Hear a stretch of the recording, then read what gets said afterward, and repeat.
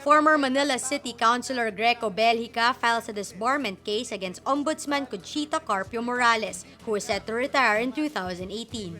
In the complaint submitted to the Supreme Court Friday, Belgica says Morales violated the lawyer's code when she dismissed all criminal and administrative complaints against former President Benigno Aquino over the Disbursement Acceleration Program. Belgica says Morales violated provisions of the Canon of Professional Responsibility in her resolution of the DAP cases.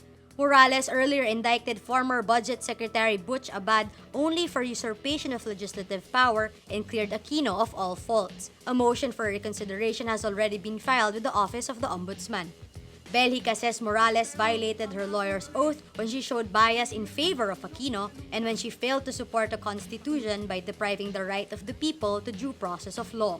Morales says she hasn't read the complaint. She says, quote, "Being charged is part of the territory. I am ready to meet head-on any complaint, anytime, anywhere. Wish them luck."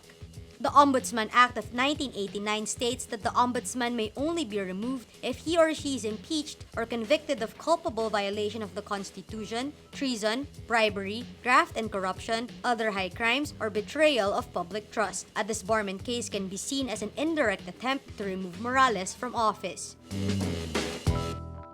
Defense Secretary Delfin Lorenzana says the Philippine Navy will assist researchers in conducting further studies on Benham Rise, the underwater plateau in the Pacific Ocean that was awarded to the Philippines in 2012. This after the Navy sent one of its warships, BRP Ramon Alcaraz, to Benham Rise in the wake of reports that China showed interest in the underwater plateau. Benham Rise has been declared part of the country's continental shelf. BRP Ramon Alcaraz, one of the 3 hand-me-down vessels from the United States Coast Guard, is deployed to patrol the area known to be rich in mineral and oil. Lorenzana says, quote, "Our next activity is to have the area surveyed to clearly determine its limits, depths, and coral formations." The Philippines has conducted initial studies on Benham Rise, but researchers have yet to reach the deepest parts of the maritime territory, located in the Pacific Ocean, where conditions can be harsh. The Navy last year acquired a research vessel from the United States. BRP Gregorio Velasquez, formerly MV Melville, was one of the vessels that former U.S. President Barack Obama gave the Philippines during a state visit here in 2015. The Bureau of Internal Revenue on Friday finds 3.2 billion pesos worth of Mighty Corporation cigarettes with fake tax stamps after a raid on 2 warehouses in Bulacan. The warehouses in Barangay Matimbubong in San Ildefonso was raided after receiving a tip that the facility stored cigarettes with fake stamps. Around 160,000 master cases of Mighty cigarettes were found in the 2 warehouses. The raid is made 2 days after the government filed a 9.65 billion tax evasion case against Mighty. The BOC and BIR earlier conducted raids on Mighty's other warehouses, where they found billions of pesos worth of cigarettes with fake stamps. Mighty promises to cooperate with the government and maintains it did not violate any laws.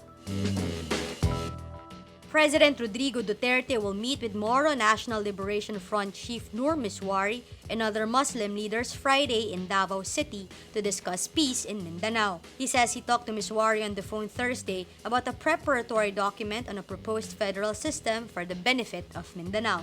Misuari has agreed to participate in the crafting of a law that will create a new Bangsamoro region. The government plans to create a panel that will engage Nur's MNLF faction, separate from the panel engaging the rival Moro Islamic Liberation Front. Duterte ordered the suspension of arrest warrants against Misuari so the MNLF leader can participate in peace talks with the government. Misuari is facing charges of rebellion and crimes against humanity over his role in the 2013 Zamboanga siege. United States President Donald Trump's bid to repeal Obamacare suffers a bitter blow Thursday as opposition from within his Republican Party delays a crucial vote in Congress.